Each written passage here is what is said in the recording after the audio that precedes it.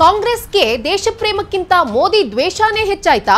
ಮೋದಿ ಗಾಯಬ್ ಅನ್ನೋ ರೀತಿಯಲ್ಲಿ ಪೋಸ್ಟ್ ಹಾಕಿ ದುರ್ವರ್ತನೆ ಮೆರೆದಿದ್ದ ಕಾಂಗಿಗಳು ಇದೇ ಕಾಂಗ್ರೆಸ್ ಟ್ವೀಟ್ ಅನ್ನ ರೀಟ್ವೀಟ್ ಮಾಡಿ ಸಂಭ್ರಮಿಸಿದ್ದ ಪಾಕ್ ಮಾಜಿ ಸಚಿವ. ಶತ್ರು ದೇಶಕ್ಕೆ ಕಾಂಗ್ರೆಸ್ ಅಸ್ತ್ರ ಮಾಡಿಕೊಡ್ತಾ? ಒಗ್ಗಟ್ಟಾಗಿರಬೇಕಾದ ಟೈಮ್ನಲ್ಲಿ ನಿಮಗೆ ನಿಮ್ಮ ಹಗೆತನನೇ ಹೆಚ್ಚಾಯ್ತಾ? ಮೋದಿ ವಿರುದ್ಧ ದ್ವೇಷಕಾರಿ ತಮ್ಮ ನಿಜ ಬಣ್ಣ ಬಯಲು ಮಾಡಿದ ಕೈ ನಾಯಕರು ಎಲ್ಲ ರಾಡಿ ಎಬ್ಬಿಸಿ ಈಗ ಟ್ವೀಟ್ ಡಿಲೀಟ್ ಮಾಡಿದ್ರೆ ಏನು ಪ್ರಯೋಜನ? ನಮಸ್ಕಾರ ವೀಕ್ಷಕರು. ಇಡೀ ದೇಶವೇ ಪಹಲ್ಗಾಮ್ನ ಭಯೋತ್ಪಾದಕರ ದಾಳಿಗೆ ನಲುಗಿ ಹೋಗಿದೆ. ಇಂಥ ಸಂದರ್ಭದಲ್ಲಿ ಕಾಂಗ್ರೆಸ್ ಒಂದು ಟ್ವೀಟ್ ಅನ್ನ ಮಾಡಿತ್ತು. ನೀವೆಲ್ಲರೂ ನೋಡಿರ್ತೀರಾ. ಒಂದು ವ್ಯಕ್ತಿಯ ಫೋಟೋ ಹಾಕಿ, ರುಂಡ ಎಲ್ಲರ ಫೋಟೋ, ಹಳದಿ ಕುರ್ತಾ ಮತ್ತು ಬಿಳಿ ಪೈಜಾಮವನ್ನು ಹಾಕಿ, ಇದು ಪ್ರಧಾನಿ ಮೋದಿಯನ್ನೇ ಹೋಲುವಂತ ಒಂದು ಫೋಟೋ. ಅಗತ್ಯದ ಸಮಯದಲ್ಲಿ ಗಾಯಬ್, ಜವಾಬ್ದಾರಿಯುತ ಸಮಯದಲ್ಲಿ ನಾಪತ್ತೆ. ಗಾಯಬ್ ಅಂದ್ರೆ ನಾಪತ್ತೆ. ಅಂದ್ರೆ ಪ್ರಧಾನಿ ಮೋದಿಯನ್ನೇ ಅವರು ಟೀಕಿಸಿದ್ರು. ಸರ್ವ ಪಕ್ಷಗಳ ಸಭೆಯಲ್ಲಿ ಪ್ರಧಾನಿ ಮೋದಿ ಗೈರಾಗಿದ್ದ ಹಿನ್ನೆಲೆಯಲ್ಲೇ ಕಾಂಗ್ರೆಸ್ ಈ ಒಂದು ಟ್ವೀಟ್ ನ ಪೋಸ್ಟ್ ಮಾಡಿತ್ತು. ಆದ್ರೆ ಕಡೆಗದು ಡಿಲೀಟ್ ಮಾಡ್ತು. ಯಾಕಂದ್ರೆ ವಿವಾದಗಳು ಭುಗಿಲೇಳ್ತು ದೇಶಾದ್ಯಂತ, ಕಡೆಗದು ಡಿಲೀಟ್ ಮಾಡ್ತು. ಆದ್ರೆ ಅದಕ್ಕೂ ಮುನ್ನ ಕಾಂಗ್ರೆಸ್ನ ಮನಸ್ಥಿತಿ ಬಗ್ಗೆ ನಾವಿಲ್ಲಿ ಮಾತಾಡೋಣ. ಈಗ ಇಡೀ ದೇಶ ಇಂಥ ಒಂದು ಸಂದರ್ಭದಲ್ಲಿ ಭಯೋತ್ಪಾದಕರ ದಾಳಿಯಾಗಿದೆ. 26 ಜನ ಅಮಾಯಕರು ತಮ್ಮ ಪ್ರಾಣವನ್ನ ಕಳೆದುಕೊಂಡಿದ್ದಾರೆ. ಹಿಂದೂಗಳ ನರಮೇಧ ಆಗಿದೆ. ಇಡೀ ದೇಶ ಒಂದು ರೀತಿ ಶಾಕ್ನಲ್ಲಿದೆ. ಈ ಸಂದರ್ಭದಲ್ಲಿ ಏನ್ ಬೇಕು? ರಾಜಕೀಯ ಕೆಸರೆರ ಚಾಟ ಬೇಕಾ ನಿಮ್ಗೆ ದೇಶಕ್ಕಿಂತ ಮೋದಿ ಮೇಲಿನ ದ್ವೇಷನೇ ಹೆಚ್ಚಾಯ್ತಾ ಅಂತ? ಈ ಸಂದರ್ಭದಲ್ಲಿ ಹೀಗೆ ಈ ಒಂದು ತುರ್ತು ಪರಿಸ್ಥಿತಿಯಲ್ಲಿ ಯಾವುದೇ ರಾಜಕೀಯ ಭೇದವನ್ನ ಮರೆತು, ಪಕ್ಷ ಭೇದವನ್ನ ಮರೆತು, ನಿಮ್ಮ ನಡುವಿನ ದ್ವೇಷವನ್ನೆಲ್ಲ ತಳ್ಳಿ ಹಾಕಿ ನೀವು ಸರ್ಕಾರದ ಜೊತೆಗೆ ಕೈ ಜೋಡಿಸಬೇಕು. ಜಾಗತಿಕ ಮಟ್ಟದಲ್ಲಿ ನಿಮ್ಮ ದೇಶದ ಮರ್ಯಾದೆಯನ್ನ, ನಿಮ್ಮ ಪ್ರಧಾನಿ ಮರ್ಯಾದೆಯನ್ನ ನೀವೇ ಹರಾಜು ಹಾಕ್ತಿದ್ದೀರಾ. ಈ ಸಮಯದಲ್ಲಿ ಎಲ್ಲರೂ ಕೂಡ ಒಗ್ಗಟ್ಟಾಗಿ ಕೂತು ಶತ್ರು ದೇಶದ ವಿರುದ್ಧ ನಾವು ಯಾವ ರೀತಿ ಹೋರಾಟ ಮಾಡಬೇಕು ಅನ್ನೋದನ್ನ ನೀವು ಮಾತಾಡಬೇಕು, ಚರ್ಚಿಸಬೇಕೇ ಹೊರತು ಈ ರೀತಿ ಜವಾಬ್ದಾರಿಯುತ ಸಂದರ್ಭದಲ್ಲಿ ಗಾಯಬ್ ಅಂತ ಹಾಕಿದ್ರೆ ನಮ್ಮ ಶತ್ರು ದೇಶಕ್ಕೆ ನೀವೇ ಆಹಾರ ಮಾಡಿಕೊಟ್ಟಾಗಲ್ವಾ? ಅದು ಆಲ್ರೆಡಿ ಆಗಿದೆ ಕೂಡ. ಪಾಕಿಸ್ತಾನದ ಮಾಜಿ ಸಚಿವರು ಕಾಂಗ್ರೆಸ್ ಮಾಡಿರೋ ಈ ಟ್ವೀಟ್ನೇ ರೀಟ್ವೀಟ್ ಮಾಡಿ ಸಂಭ್ರಮಿಸ್ತಿದ್ದಾರೆ. ಪಾಕಿಸ್ತಾನದ ಮಾಜಿ ಸಚಿವ ಫವಾದ್ ಅಹಮದ್ ಚೌಧರಿ ಈ ಟ್ವೀಟ್ನ ರೀಟ್ವೀಟ್ ಮಾಡಿ ಒಂದು ಲೈನ್ ಬರೆದಿದ್ದಾರೆ. ಕತ್ತೆಗಳ ತಲೆಯಲ್ಲಿ ಕೊಂಬುಗಳು ಕಾಣೆಯಾಗಿವೆ ಅಂತ ಕೇಳಿದ್ದೆ, ಆದರೆ ಇಲ್ಲಿ ಪ್ರಧಾನಿ ಮೋದಿನೇ ಕಾಣೆಯಾಗಿದ್ದಾರೆ ಅಂತ ಹೇಳಿ ಕುಹಕವಾಡಿದ್ದಾರೆ. ಇಷ್ಟು ಸಾಕಲ್ವಾ ನಮ್ಮ ಶತ್ರು ದೇಶಕ್ಕೆ? ಇಲ್ಲಿವರೆಗೂ ಕೂಡ ಇಡೀ ಜಗತ್ತಿಗೆ ಗೊತ್ತು ಉಗ್ರರ ಸ್ವರ್ಗ ತಾಣ ಅಂತ ಅಂದ್ರೆ ಅದು ಪಾಕಿಸ್ತಾನ ಅನ್ನೋದು. ಆದ್ರೆ ಪೆಹಲ್ಗಾಮ್ನಲ್ಲಿ ನಡೆದಂತ ಭಯೋತ್ಪಾದಕ ದಾಳಿಗೂ ತನಗೂ ಸಂಬಂಧನೇ ಇಲ್ಲ ಅನ್ನೋ ರೀತಿಯಲ್ಲಿ ಪಾಕಿಸ್ತಾನ ವರ್ತಿಸ್ತಿದೆ. ಒಂದು ಕಡೆ ಕಾಂಗ್ರೆಸ್ ಏನ್ ಹೇಳುತ್ತೆ, ರಾಹುಲ್ ಗಾಂಧಿ ಸೇರಿದಂತೆ ಇನ್ನಿತರ ನಾಯಕರು ಏನ್ ಹೇಳ್ತಾರೆ? ನಾವು ಪ್ರಧಾನಿ ಮೋದಿ ಜೊತೆಗಿದ್ದೇವೆ, ಭಯೋತ್ಪಾದನೆ ವಿರುದ್ಧದ ಹೋರಾಟದಲ್ಲಿ ನಾವು ಸರ್ಕಾರದ ಜೊತೆಗಿದ್ದೀವಿ, ನೀವು ಏನೇ ನಿರ್ಧಾರವನ್ನ ಕೈಗೊಂಡ್ರು ಕೂಡ ನಾವು ನಿಮ್ಮ ಜೊತೆಗೆ ನಿಂತಿರ್ತೀವಿ, ಇದಕ್ಕೋಸ್ಕರ ನೀವು ಸ್ಪೆಷಲ್ ಸೆಷನ್ ಕರೀರಿ ಅಂತ ಹೇಳ್ತೀರಾ. ಒಂದು ಕಡೆ ಈ ರೀತಿ ಹೇಳ್ತೀರಾ, ಏನೇ ನಿರ್ಧಾರವನ್ನು ತೆಗೆದುಕೊಂಡ್ರು ಕೂಡ ನಾವು ಅದಕ್ಕೆ ಬದ್ಧರಾಗಿರ್ತೀವಿ ಅಂತ. ನಿಮ್ಗೆ ದೇಶಕ್ಕಿಂತ ಹೆಚ್ಚು ಪ್ರಧಾನಿ ಮೋದಿ ಮೇಲಿನ ದ್ವೇಷನೇ ಹೆಚ್ಚಾಯ್ತಾ?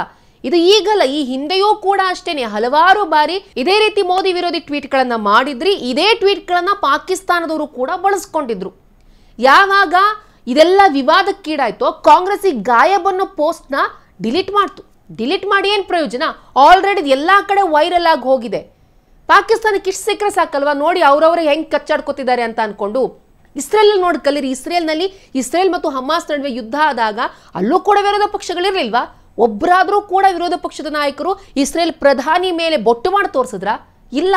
ತುರ್ತು ಸಂದರ್ಭದಲ್ಲಿ ಬೇಕಾಗಿರೋದು ನಿಮ್ಮೆಲ್ಲರ ಒಗ್ಗೂಡಿಕೆ, ಒಗ್ಗಟ್ಟಾಗಿ ಹೋರಾಡಬೇಕು ಭಯೋತ್ಪಾದನೆ ವಿರುದ್ಧ. ಅದನ್ನ ಬಿಟ್ಟು ನಿಮ್ ನಡುವೆ ನೀವು ಕಂದಕ ಸೃಷ್ಟಿ ಮಾಡಿಕೊಳ್ತಿದ್ದೀರಾ. ನಮ್ಮ ದೇಶದ ಪ್ರಧಾನಿ ಇನ್ನೊಬ್ಬರಿಗೆ ಆಹಾರ ಆಗೋ ರೀತಿಯಲ್ಲಿ ನೀವು ಮಾತಾಡ್ತಿದ್ದೀರಾ. ಇವಾಗೇನು ಫೋಟೋ ಹಾಕಿದ್ರಲ್ಲ ಅವರು ಗಾಯಬ ಅಂತ ಹೇಳಿ, ಅಲ್ಲಿ ತಲೆ ಇಲ್ಲ. ಸೊ ಇದಕ್ಕೆ ಆಕ್ರೋಶಗೊಂಡಂತ ಬಿಜೆಪಿ ಹೇಳ್ತು. ಮೊನ್ನೆ ನೀವೊಂದು ವಿಡಿಯೋವನ್ನ ನೋಡಿರ್ಬೋದು, ಸೋಷಿಯಲ್ ಮೀಡಿಯಾದೆಲ್ಲ ವೈರಲ್ ಆಗ್ತಾ ಇತ್ತು. ಯುಕೆಯಲ್ಲಿ ಭಾರತೀಯರು ಉಗ್ರ ದಾಳಿಯನ್ನು ಖಂಡಿಸಿ ಪ್ರತಿಭಟನೆ ಮಾಡ್ತಿರುವಾಗ ಪಾಕಿಸ್ತಾನದ ರಾಯಭಾರಿ ಒಬ್ಬ ಕತ್ತನ್ನ ಸೀಳೋದಾಗಿ ಅಸಂಬದ್ಧವಾಗಿ, ಅವಿವೇಕವಾಗಿ, ದುರಹಂಕಾರದಿಂದ ವರ್ತಿಸಿದ್ದ. ಅದೇ ರೀತಿ ಮನಸ್ಥಿತಿಯನ್ನ ಕಾಂಗ್ರೆಸ್ ತೋರಿಸ್ತಾ ಇದೆಯಾ ಅಂತ ಹೇಳಿ ಬಿಜೆಪಿ ಪ್ರಶ್ನೆ ಮಾಡಿದೆ.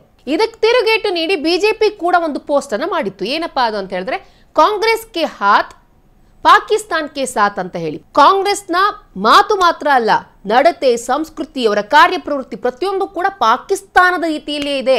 ಪಾಕಿಸ್ತಾನದ ಏಜೆಂಟ್ ರೀತಿ ಕಾಂಗ್ರೆಸ್ ನಾಯಕರು ವರ್ತಿಸ್ತಿದ್ದಾರೆ ಅಂತ ಹೇಳಿ ಟ್ವೀಟ್ ಮೂಲಕ ಬಿಜೆಪಿ ನಾಯಕರು ಆಕ್ರೋಶವನ್ನು ವ್ಯಕ್ತಪಡಿಸಿದ್ರು. ಪಹಲ್ಗಾಮ್ ಅಟ್ಯಾಕ್ ಆದ ಸ್ವಲ್ಪ ದಿನಗಳಲ್ಲೇನೆ ಕೇರಳ ಕಾಂಗ್ರೆಸ್ ಯೂನಿಟ್ ಒಂದು ಟ್ವೀಟ್ ಅನ್ನ ಪೋಸ್ಟ್ ಮಾಡಿತ್ತು. ಏನ್ ಮಾಡಿತ್ತು ಅಂತ ಹೇಳಿದ್ರೆ, ಪ್ರಧಾನಿ ಅಂದ್ರೆ ಕೇಂದ್ರ ಸರ್ಕಾರದ ಬಗ್ಗೆ ಕುಹಕವಾಡಿ ಕೇಂದ್ರ ಸರ್ಕಾರದ ವೈಫಲ್ಯವನ್ನ ತೋರಿಸೋ ರೀತಿಯಲ್ಲಿ, ಪಹಲ್ಗಾಮ್ ಏನು LOCಗೆ ಹತ್ತಿರವಾದಂತ ಪ್ರದೇಶ ಅಲ್ಲ, ಅದು LOCಯಿಂದ 200 ಕಿಲೋಮೀಟರ್ ದೂರ ಇದೆ. ಅಲ್ಲಿಂದ ಇಲ್ಲಿವರೆಗೆ ಉಗ್ರರು ಎಷ್ಟು ಸಲೀಸಾಗಿ ಬರೋದಕ್ಕೆ ಹೇಗೆ ಸಾಧ್ಯ? ಇಷ್ಟೊಂದು ಸಲೀಸಾಗಿ ಬರೋದಕ್ಕೆ ಹೇಗೆ ಸಾಧ್ಯ? ಅಷ್ಟೆಲ್ಲ ಗ್ರೇನೇಡ್, ಬಂದೂಕು, ಅದನ್ನು ಹೇಗೆ ಅಷ್ಟೊಂದು ಸ್ಫೋಟಕ ವಸ್ತುಗಳನ್ನು ತುಂಬಿಕೊಂಡು ಬರ್ತಾರೆ?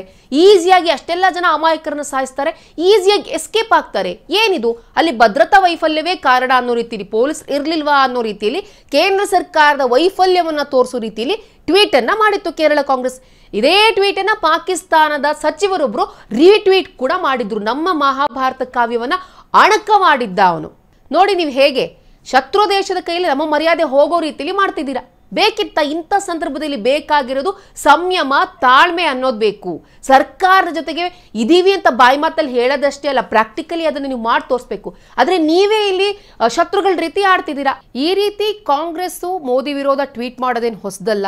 ಇದೇ ಟ್ವೀಟ್ನ ಪಾಕಿಸ್ತಾನ ಕೂಡ ಹಲವು ಬಾರಿ ಬಳಸ್ಕೊಂಡಿದೆ. ಈ ಹಿಂದೆ ಕೇಂದ್ರ ಸರ್ಕಾರ ಆರ್ಟಿಕಲ್ 370 ರದ್ದು ಮಾಡಿದಾಗ ರಾಹುಲ್ ಗಾಂಧಿ ಒಂದು ಪೋಸ್ಟ್ ಮಾಡಿದ್ರು. ಜಮ್ಮು ಕಾಶ್ಮೀರದ ಜನರಿಗೆ ಸ್ವಾತಂತ್ರ್ಯನೇ ಇಲ್ಲ, ತುಂಬಾ ಕಷ್ಟದಲ್ಲಿ ಜೀವನ ನಡೆಸ್ತಿದ್ದಾರೆ ಅಂತ ಹೇಳಿ. ಇದೇ ಪೋಸ್ಟ್ ಅನ್ನೇ ಪಾಕಿಸ್ತಾನ ತನ್ನ ಸಮರ್ಥನೆಗೆ ಬಳಸ್ಕೊಂಡಿತ್ತು ವಿಶ್ವಸಂಸ್ಥೆಯಲ್ಲಿ. ನೋಡಿ, ಭಾರತದ ನಾಯಕರೇ ಹೇಳ್ತಾ ಇದ್ದಾರೆ 370 ಆರ್ಟಿಕಲ್ನ ರದ್ದು ಮಾಡಿದ್ದಕ್ಕೆ ಯಾವ ರೀತಿ ಜಮ್ಮು ಕಾಶ್ಮೀರದ ಜನ ಸ್ವಾತಂತ್ರ್ಯ ಇಲ್ಲದೆ ಜೀವನವನ್ನು ನಡೆಸ್ತಿದ್ದಾರೆ ಅಂತ. ನಮ್ಮ ದೇಶದ ನಾಯಕರ ಬಗ್ಗೆ ನಮ್ಮ ದೇಶದ ನಾಯಕರೇ ಆಡ್ಕೊಂಡಾಗ ಶತ್ರು ದೇಶಕ್ಕದು ಇನ್ನೂ ಕೂಡ ಒಳ್ಳೆ ಅಸ್ತ್ರ ಇದ್ದಾಗಲ್ವಾ? ಈ ಸಮಯದಲ್ಲಿ ಏನು ಬೇಕಾಗಿತ್ತು ಹೇಳಿ? ಇಡೀ ದೇಶ ತುಂಬ ಶಾಕ್ನಲ್ಲಿದೆ, ಆಘಾತದಲ್ಲಿದೆ. ವಿರೋಧ ಪಕ್ಷವಾಗಿ ನೀವು ನಿಮ್ಮ ರಾಜಕೀಯವನ್ನು ಬದಿಗೊತ್ತಿ ದಯವಿಟ್ಟು ನಿಮ್ಮ ಮೋದಿ ದ್ವೇಷವನ್ನು ಸ್ವಲ್ಪ ದಿನ ಪಕ್ಕಕ್ಕಿಡಿ, ದೇಶದ ಬಗ್ಗೆ ಆಲೋಚನೆ ಮಾಡಿ. ಈ ವಿಡಿಯೋ ಇಷ್ಟ ಆದಲ್ಲಿ ಲೈಕ್ ಮಾಡಿ, ಶೇರ್ ಮಾಡಿ, ಕಮೆಂಟ್ ಮಾಡಿ. ಹಾಗೆ ನೀವಿನ್ನೂ ನಮ್ಮ ಹೊಸತಿಗಂತ ಡಿಜಿಟಲ್ ಚಾನಲ್ನ ಸಬ್ಸ್ಕ್ರೈಬ್ ಮಾಡಿಲ್ಲ ಅಂದರೆ ಈ ಕೂಡಲೇ ಸಬ್ಸ್ಕ್ರೈಬ್ ಮಾಡಿ.